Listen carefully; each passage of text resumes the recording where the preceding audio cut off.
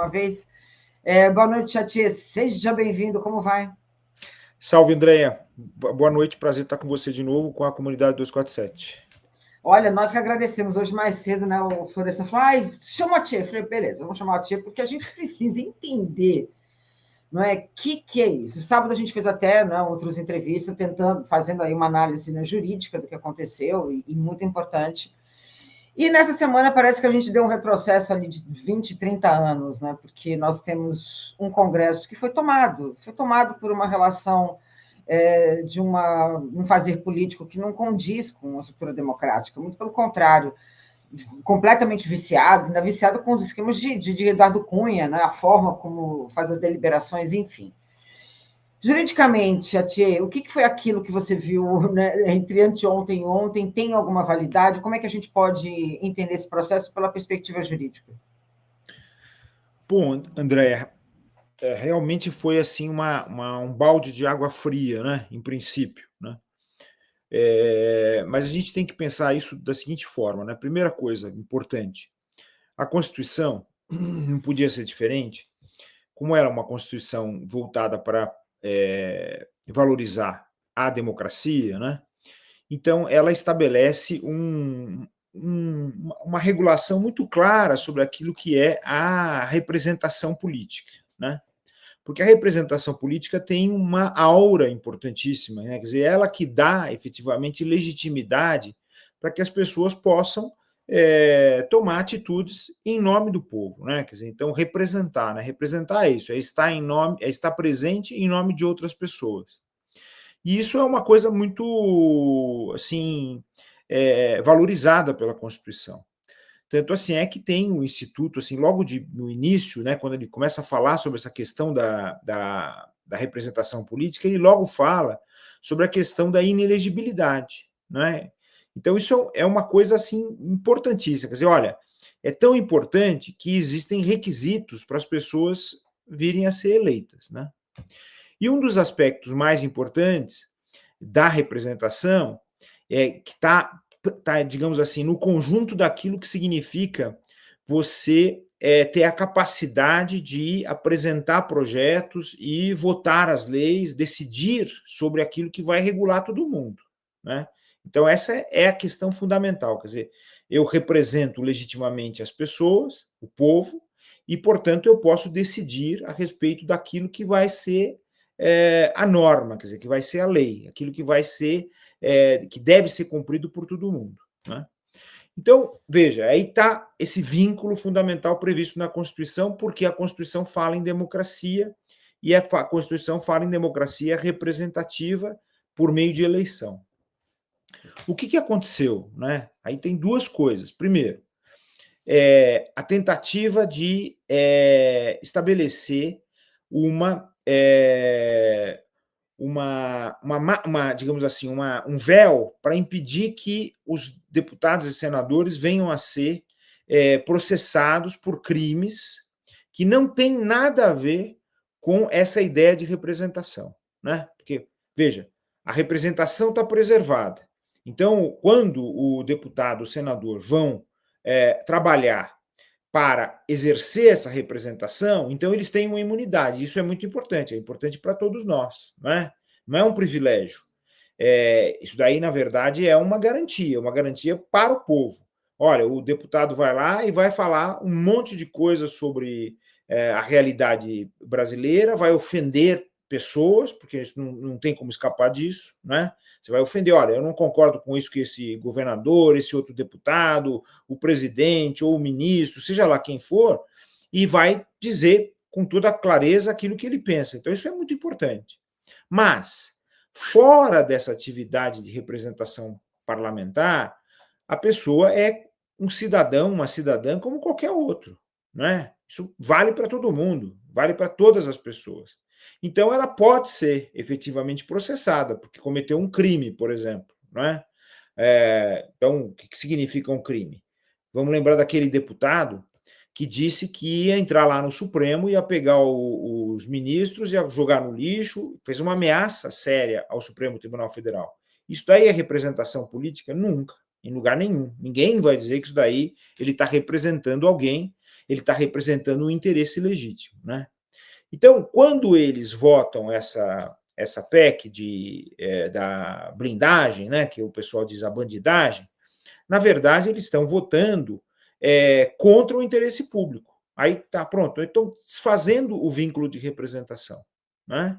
Então, aí estão dizendo assim, olha, nós somos imunes a tudo. Qualquer coisa que nós façamos, se eu matar alguém na rua, eu vou continuar sendo imune. E aí, quando alguém quiser me processar, aí os meus colegas aqui da Câmara vão decidir se eu vou ser processado ou não.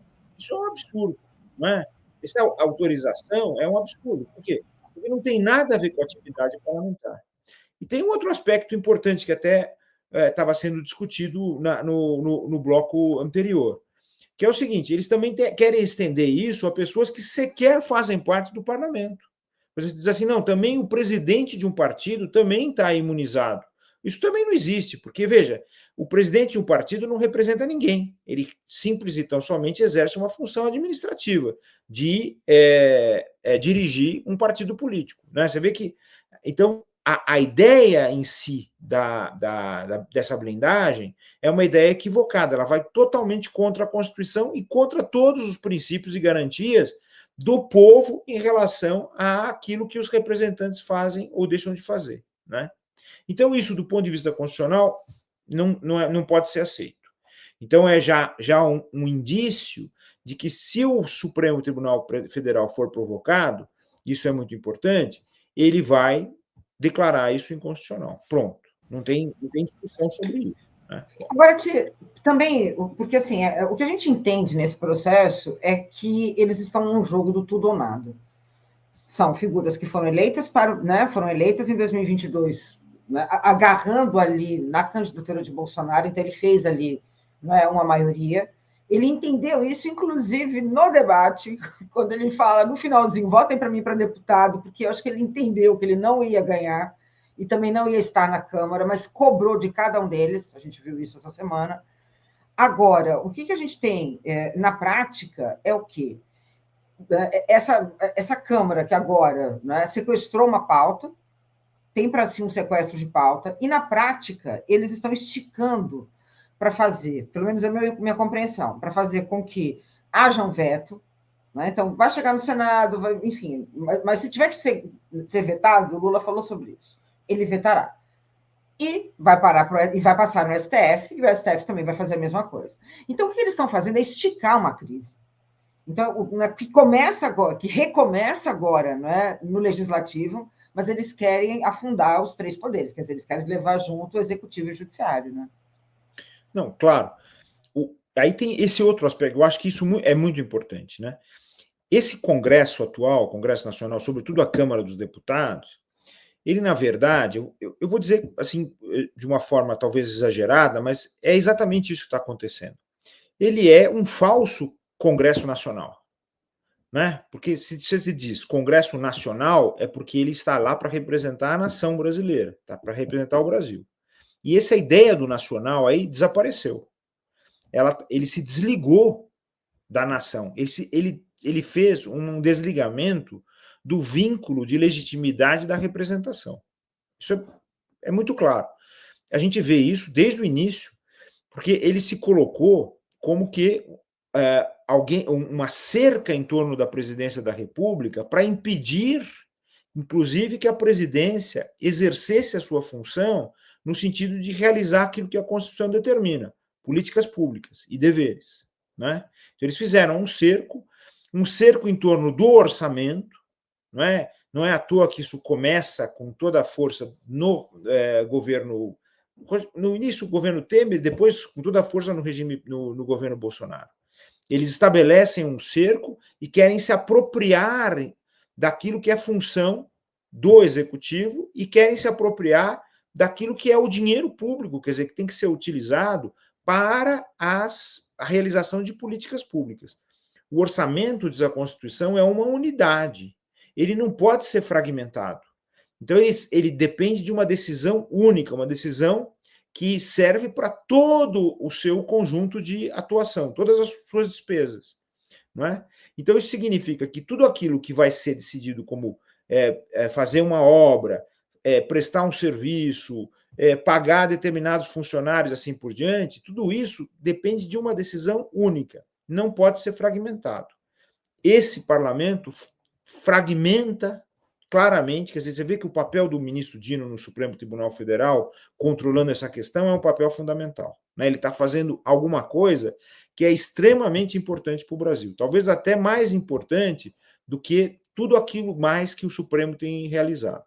Então, ele está controlando essa questão. Por quê? Porque precisa resgatar essa ideia de que o orçamento público pertence ao povo e ele tem de ser gerido em conjunto, não pode haver fragmentação.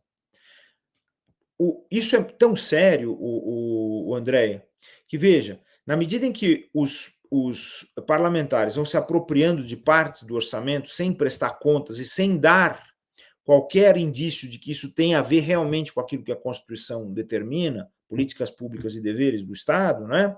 O que acontece? Eles vão, com muita facilidade, encontrar eleitores. Isso é óbvio. Né? Quer dizer, então, eles estão, na verdade, se desfazendo, inclusive, da necessidade, olha só que coisa grave, né? Da necessidade de prestar contas às pessoas que vão votar neles. Então, está desaparecendo esse vínculo da representação e da legitimidade. Mais grave, eles não estão mais representando todo mundo, Andréia. Estão representando parcelas. Isso também é outro problema sério, porque a representação falada na Constituição é a representação universal. Ninguém é eleito para atender os interesses particulares. Todo mundo é eleito para atender os interesses públicos, não é? E isso acontece também, André, e isso também é muito importante, nessa questão da votação da anistia. É isso que eu ia falar, para você comentar essa, né, porque essa também é uma forma de esticar. E aí tem uma outra questão que eu acho que é importante nesse momento, que é, primeiro, deslegitimar o judiciário, porque é aposta para 2026. E é um perigo, porque aí, nesse caso, a gente pode colocar ainda uma perseguição por parte de Trump e os Estados Unidos, né? Não, corretíssimo. Então a anistia, nesse caso específico, né, seja ela o modo que aparecer como sendo o modo da anistia, né? Se vier uma anistia plena para todas as pessoas que foram processadas ou serão processadas por essa tentativa de golpe e ameaça contra o Estado Democrático de Direito. Se vier uma anistia apenas para as pessoas que foram lá depredar a Praça dos Três Poderes.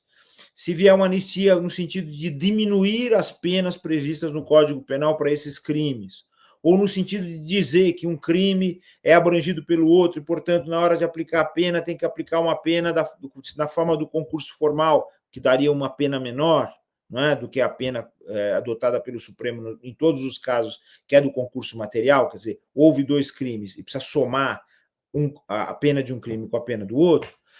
Então, seja de que forma for apresentada essa anistia, não é? Essa anistia está fadada à inconstitucionalidade. Por quê? Porque não se trata de interesse público, é interesse particular de pessoas determinadas.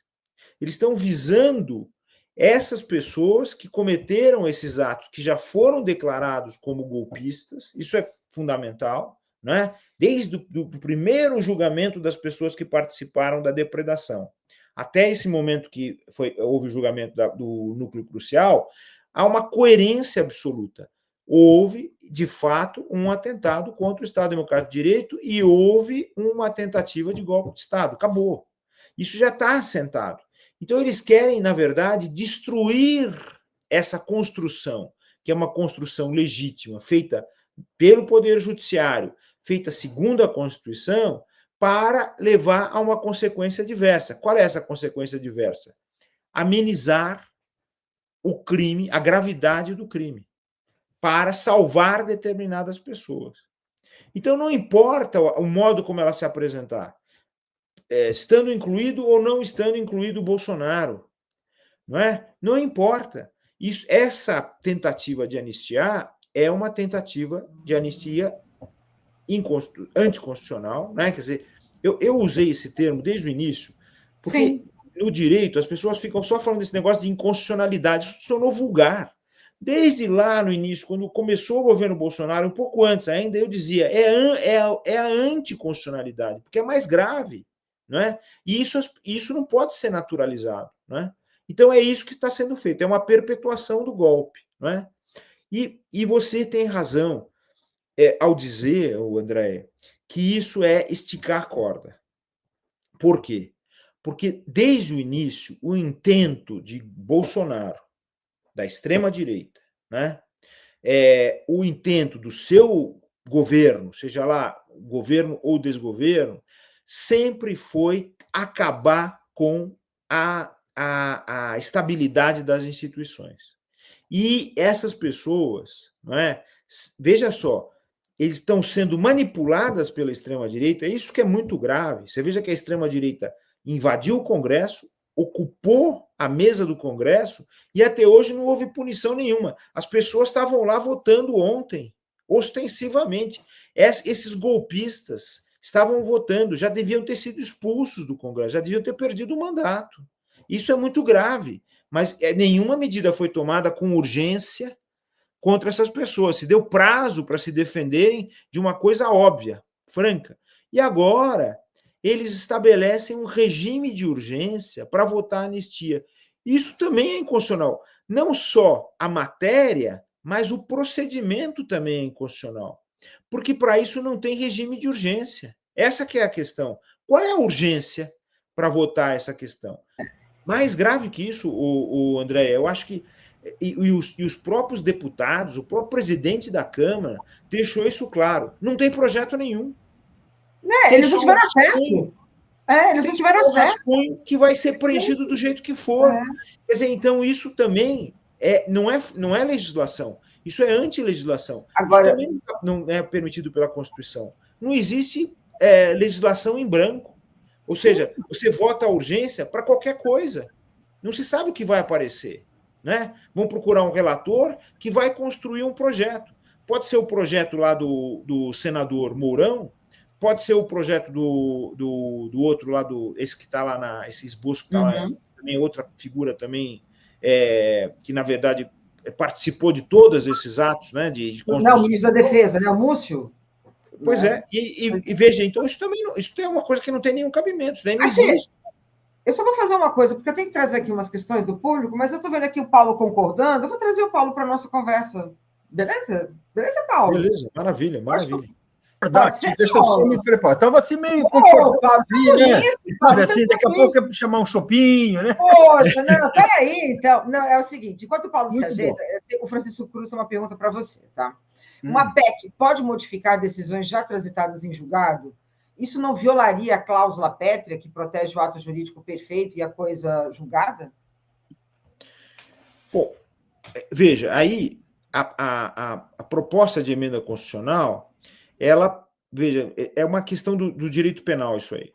Quando você tem uma lei que vem posterior, que é mais amena, ela vai ser aplicada retroativamente. Isso não tem preservação de ato jurídico perfeito nesse caso específico, né? Porque essa questão do ato jurídico perfeito, em geral, é usada mais para o direito administrativo, para o direito privado, não para o direito penal, porque o direito penal permite a retroatividade, né? Ok. Mas nesse caso específico, você não tem propriamente uma PEC que tenha uma configuração constitucional. Ela está voltada a proteger determinadas pessoas e está voltada a contrariar o espírito da Constituição, os princípios da Constituição. A Constituição, ela intimamente, quer dizer, do ponto de vista mais profundo, ela é contra qualquer ditadura. E, portanto, ela determina que atos contra o Estado Democrático de Direito sejam punidos, não possam passar em branco, né? Ou com uma penazinha de 2 anos, 3 anos, não é? 4 anos. Não existe isso. Tanto é que você veja a diferença da pena que foi atribuída aos golpistas e a pena que foi atribuída ao colaborador. Ele recebeu uma pena simbólica, 2 anos, simbólica. Essa pena simbólica que foi dada ao colaborador se extrai do fato de ele ter tido uma função importante na elucidação de tudo aquilo que aconteceu, ponto final. Agora, para os demais, não tem pena simbólica. É, na verdade, a expulsão, eu digo com toda clareza, a expulsão da vida pública. Acabou vida pública para essas pessoas. E se vão ter que passar na cadeia, lamento muito, mas vão ter que passar na cadeia. Acabou. Ninguém quer a convivência de pessoas que querem destruir as outras. É um pouco isso, não é? Você imagina, você vai contemporizar com alguém que quer destruir você? Você quer fazer um acordo com essa pessoa que quer destruir você? Não existe. Mas, vou dizer uma outra coisa também que é muito importante, Andréia. Essa história da pacificação, usada pelo Tarcísio e por outros que estão fazendo essa campanha, ela é um grande golpe no bom senso. No bom senso. Porque, veja, você não faz a pacificação com a pessoa que está querendo te matar. Ou então, veja só a situação. Vou dar um outro exemplo que eu acho que é mais claro. A Constituição protege o meio ambiente. Aí você tem pessoas que protegem o meio ambiente e tem pessoas que estão destruindo o meio ambiente. Aí você quer fazer o quê? Um acordo entre essas duas? Destruir mais ou menos o meio ambiente? Não existe isso. Ou, quer dizer, não existe acordo contra aquilo que está na Constituição. Não tem meio termo. Ponto final. Então, tudo isso que está sendo feito é realmente um esticar de cordas para levar à frente uma ideia de crise institucional cujo objetivo é destruir as instituições, a credibilidade das instituições. Querem acabar com a democracia no Brasil. Mas nós estamos reagindo, nós estamos sendo fortes até aqui. E nós vamos continuar sendo fortes. Eu tenho certeza que o Senado não vai dar guarida nem a um caso nem ao outro, primeiro. O Supremo não vai dar guarida nem a um caso nem ao outro. E o presidente da República, o Luiz Inácio Lula da Silva, também não vai dar. Não vai dar. Perfeito.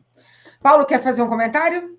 Eu quero fazer sim. Olha, achei muito pertinente as colocações do Alfredo Atier. Aliás, eu estava assistindo o programa, estava achando muito bom. Como você viu, eu estava aqui assim, balançando a cabeça. Por isso, eu vi que você estava concordando. Assim, né? Pela comunicação visual.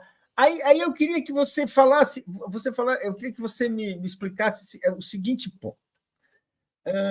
Qual que é o futuro que a gente pode enxergar para o Tarcísio? Porque, vamos dizer assim, nós temos uma situação política em que nós temos um presidente, é um presidente que está assim, né? Vamos dizer assim, com uma idade avançada, né? E nós temos, assim, à direita, um candidato que está aí aparecendo, que pode aparecer.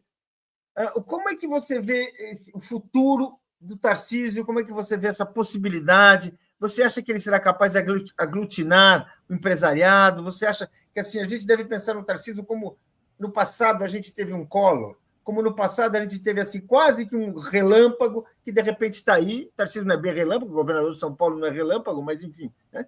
Como é que a gente pode... Como é que você vê isso aí numa conjuntura em que a esquerda está em dificuldade? Depois eu quero também falar sobre isso com você.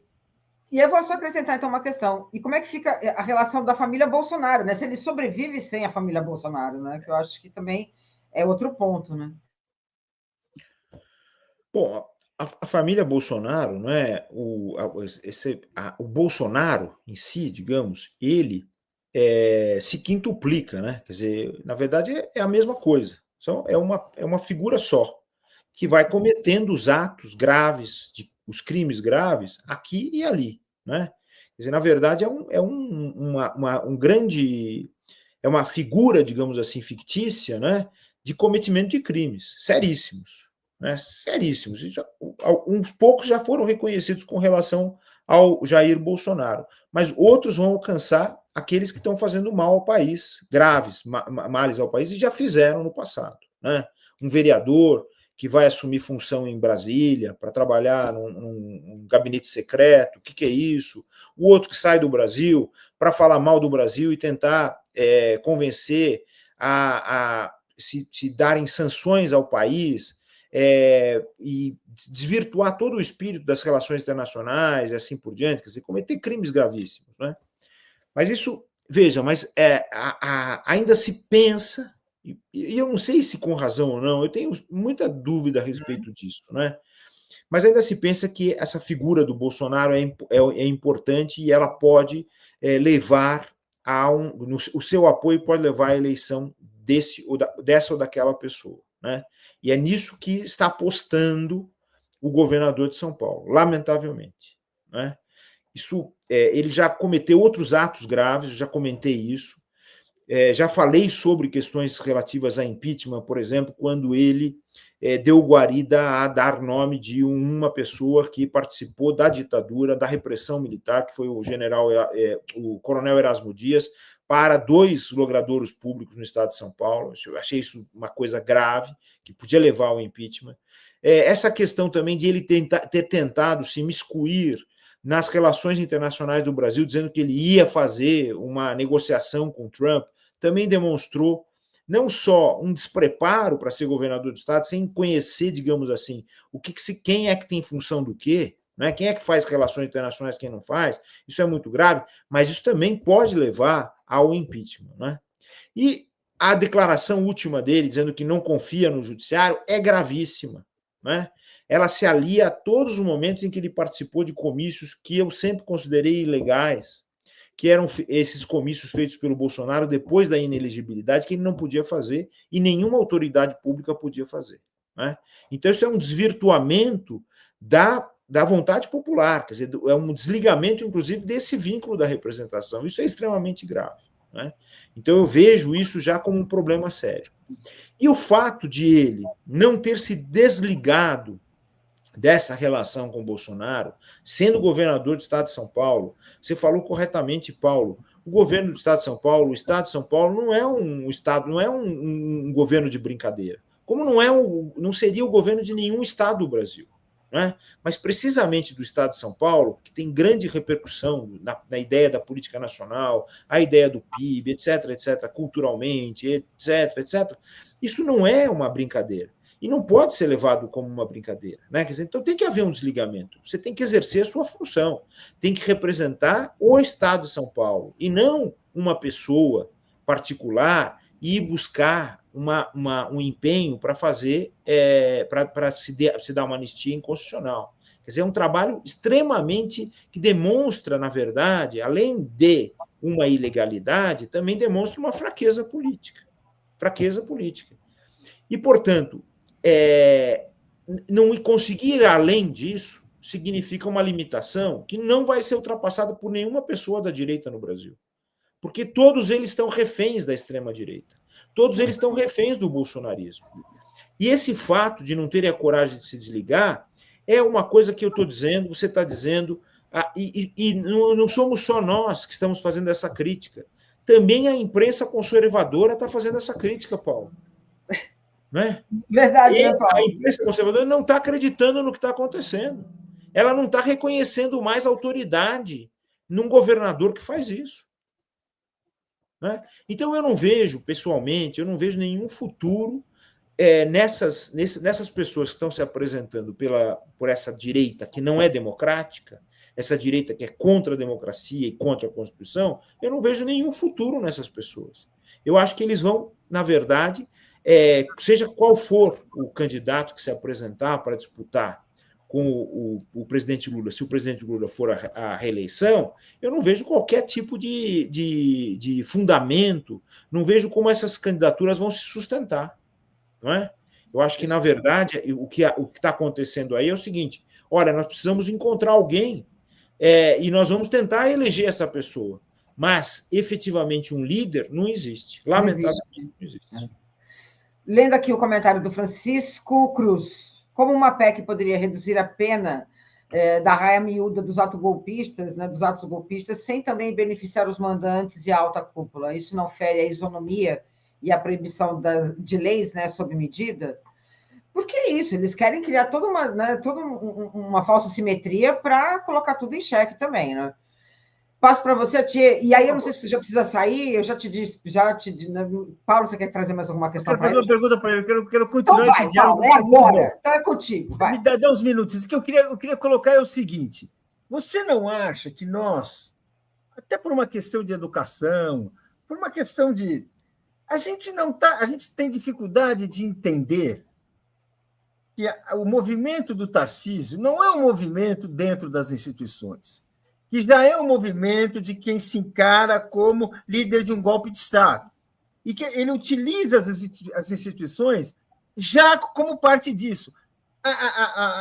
Assim, enquanto ele puder, ele vai fazer aquilo que lhe for conveniente, seja ou não legal. Enquanto ele não for afrontado, contestado, não for colocado diante assim, realmente, a discussão de impeachment, no caso dele, não pode ser uma discussão formal, não é uma retaliação política, não. É uma questão de defesa da democracia, mais urgente assim do que qualquer outra. A nossa demora em afrontar esse movimento, em realmente questionar esse movimento do Tarcísio, não é justamente aquilo que é útil para ele, ou seja, a gente condena, assim, mas ele continua aí, ele continua atuando, ele continua trabalhando por uma anistia, daqui a pouco pode ter uma anistia, daqui a pouco... Ou seja, a gente não tem uma necessidade, não seria necessário ter uma coisa realmente, gente, o jeito não cabe nas instituições. Esse Tarcísio, ele está aí, ele é um golpista fantasiado de governador. Ele, na próxima vez, vai ser um golpista fantasiado de candidato. Enquanto ele estiver se movimentando, ele vai estar... Assim, ele não tem que ser realmente julgado severamente pelos seus atos, porque, de fato, o que nós estamos assistindo é aquela velha tolerância, aquela velha boa vontade da classe dominante quando se trata dos golpistas do nosso lado. Aqueles golpistas que podem evitar um Lula ou um novo Lula, a gente não vai punir assim, porque talvez a gente não tenha um remédio assim muito convencional. Não é isso, essa não é uma questão séria, ou seja, o nosso lado não teria que ter assim uma energia, uma disposição um pouco maior, porque nós não vamos viver isso apenas ganhando a eleição. Eu acho que nós vamos ver isso com o movimento popular, com organização popular, porque eu não acho que a gente... O mundo... Eu preciso passar para ele, Paulo, por causa do horário. Por favor. Para você fechar, Tia, porque eu já estou com o horário aqui em cima hoje, especialmente, mas depois eu explico por quê. Paulo, contigo, Tia. Não, Paulo, você tem razão. Existe uma tolerância. Essa tolerância com relação a ele e outros, não é? Desde o início, porque veja, por exemplo, a questão do endereço dele no estado de São Paulo para ser candidato. Primeira coisa. Né? Não, segundo, o endereço, gente, o endereço. Você vai ser candidato, o partido exige o endereço. Não, só para dizer, gente... Segunda coisa, Paulo, grave também. Aquilo que ele fez no dia da eleição para a Prefeitura de São Paulo. Né? Ele foi absolvido em primeira instância e o processo continua na Justiça Eleitoral. Mas aquilo é crime eleitoral. Claramente é crime eleitoral. Então, isso também é uma forma de brecar. E o outro aspecto, quer dizer, não só a representação de cidadãos e de partidos com relação ao impeachment, né, é difícil por causa da organização política do Estado de São Paulo. Mas tem um órgão que é incumbido de fazer esse controle, é o Ministério Público. Então, nós temos que fazer uma pressão séria para que seja tomada uma posição. Porque quem está fora da política, quem está antipolítica, quem está anticonstitucional, não pode depender de voto ou não voto. Ponto final. Isso aconteceu com o Bolsonaro, não é isso mesmo? E deu no que deu. E houve uma tolerância enorme com ele. E aqui está acontecendo a mesma coisa. Então você tem toda a razão, tá bom? Não dá mais tempo, Paulo, não dá. Então eu vou continuar, desculpa. Eu queria que você continuasse, que a gente vai ter bola mais. Enfim, infelizmente vai ser um pouco mais pobre essa conversa, mas fazer o quê? Infelizmente, eu fico assim, porque eu tenho que cumprir o horário sim. Bom, mas vocês me perdoem. Mas olha, a Tia vai voltar, vou te trazer quando a Tia voltar, para a gente fechar essa história. Fechou? A gente conversa mais. A Tia, muitíssimo obrigada. Até a próxima. Paulo, valeu demais que a gente conseguiu condensar o Tarcísio nesse assunto. Foi ótimo. Abraço, Paulo. Beijo, Andréia. E para todo mundo que nos acompanhou aí. Não deu para responder todo mundo, mas um abraço, um beijo para todo mundo. Boa. Muito bom. Valeu, gente. Até mais. Valeu. Muito obrigada, Paulo.